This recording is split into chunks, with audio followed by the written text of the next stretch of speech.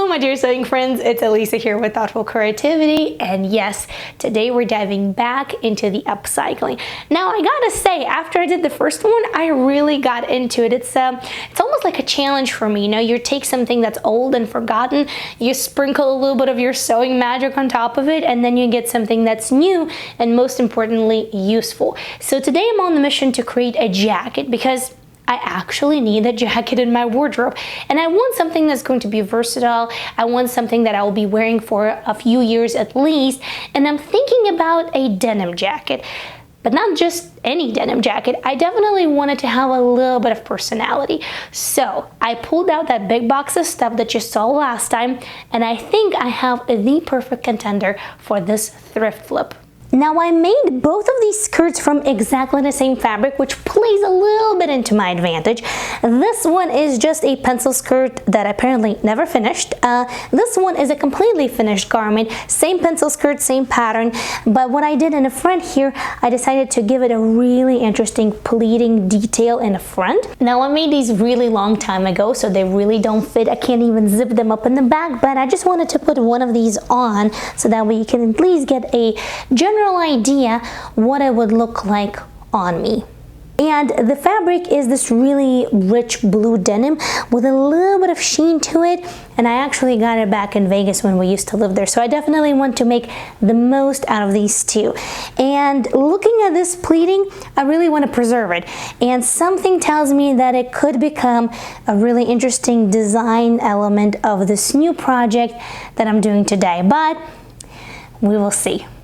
Oh boy, where to begin? Now the first step for me wasn't necessarily that exciting or that fun, but it was the absolute crucial step in order to make sure that I don't mess this up. So I sat down and I just stared at these two pencil skirts, sort of playing Tetris in my mind, trying to really figure out how can I cut them apart in such way that I can maximize that small amount of fabric that I'm working with. My thought is that one of these could be for the sleeves and the other one could make up for the body, the front and the back. But it's kind of hard to do that when you have absolutely no clue how much fabric do you have. Obviously, I can tell approximately, but it's much better if you can see all of this fabric flat. So I think that is going to be the step number one for me. I will separate all of these pencil skirts into separate fabric panels, and from there, I'm hoping that the design of the jacket is going to sort of crystallize itself. So let's get that done. Nightmares creep while you and me repeat. This bittersweet heat is suffocating.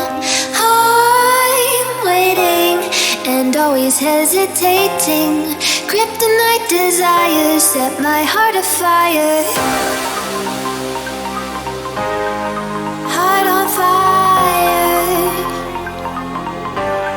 Set my heart afire.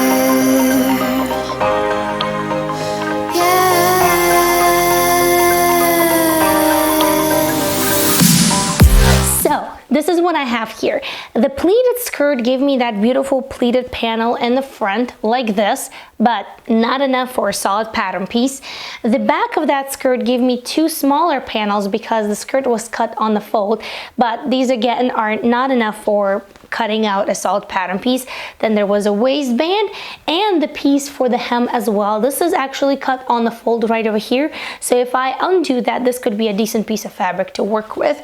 The other skirt also gave me the waistband, and because the zipper was in a side seam, I actually have two decently sized panels of fabric. One was the front pattern piece, the other one was the back pattern piece. That being said, there's still not enough fabric to cut out solid pattern pieces, so I will definitely need to play around. The one thing that I know for sure is that I want this pleated piece to be the front pattern piece. How? We'll have to figure that out. I'm just thinking that I am going to start in reverse. So I'm going to draft a shell of a jacket.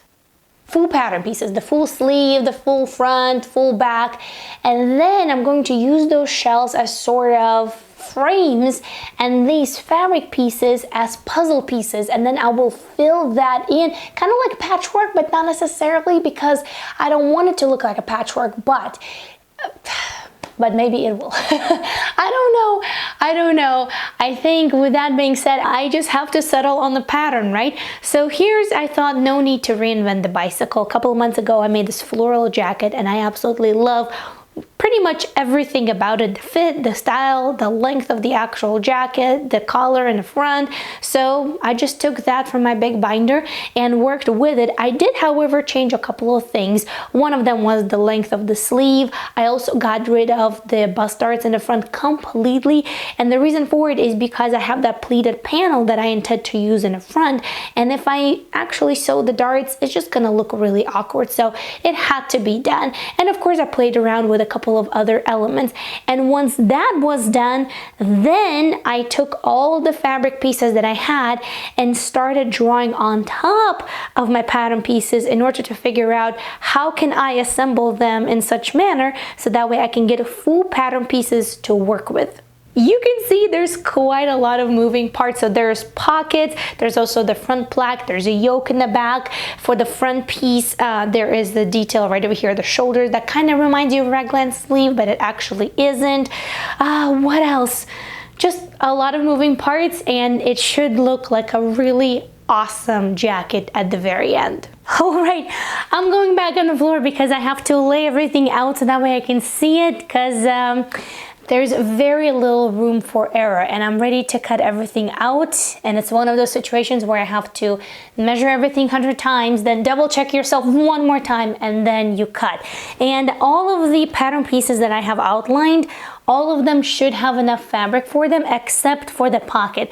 The pocket is under a really big question, but if I can have large enough piece just to cover this sort of like inside of the pocket, then I can figure it out. But we'll see if I do. I have no idea. Nightmares creep while you and me repeat. This bittersweet heat is suffocating. I'm waiting and always hesitating. Kryptonite desires set my heart afire. Heart on fire. Set my heart afire.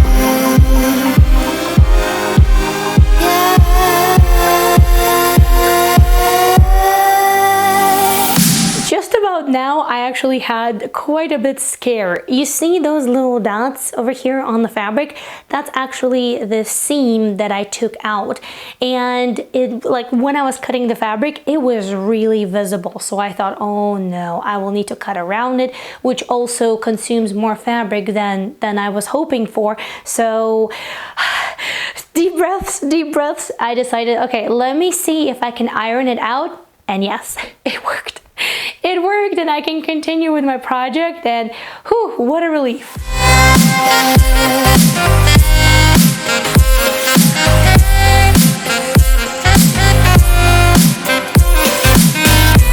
It is so late, it's close to midnight, but I am determined to at least put this together at the first stage, otherwise my brain is just not going to switch off and I won't be able to sleep.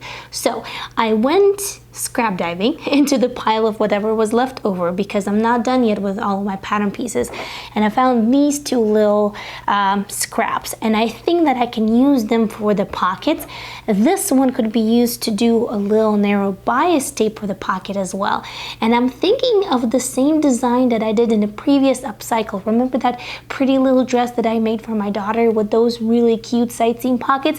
I'm thinking the same pockets over here, because then it's going to highlight that really interesting linear sort of like architectural structure of this jacket. At least that's what I'm thinking, but I will need some extra fabric for the pocket bags, and for that I can use just whatever I have on hand. So yeah, I'm so tired.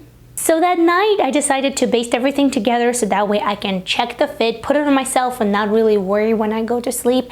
And I also completed the pockets. And for the pockets, I actually used another project that was on my list of upcycles. So I thought that's perfect. This used to be a really nice voluminous peasant blouse, and I made it at least, I would say at least 4 years ago. And while I loved it, I don't remember the last time I actually wore this. So perfect, the more the merrier, right? And it really fit, and I think that although you can't really see the insides, it adds a little bit of that smart element on the insides of the garment. And after that, it was time to catch some Z's.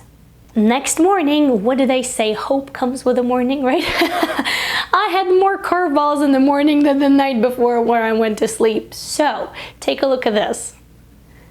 This denim just loves to fray. Just look at that. It just frays. Oh, wow. And I tried to do serger on the edges to see how would that look like. And I'm really not a fan of that. So what I decided to do, seam allowances are low. There's not a lot of choice. I do have this large piece of fabric from another project and it's shirting. So it would be perfect for bias tape. So I decided to bind all of the seams on the inside of my jacket with bias tape.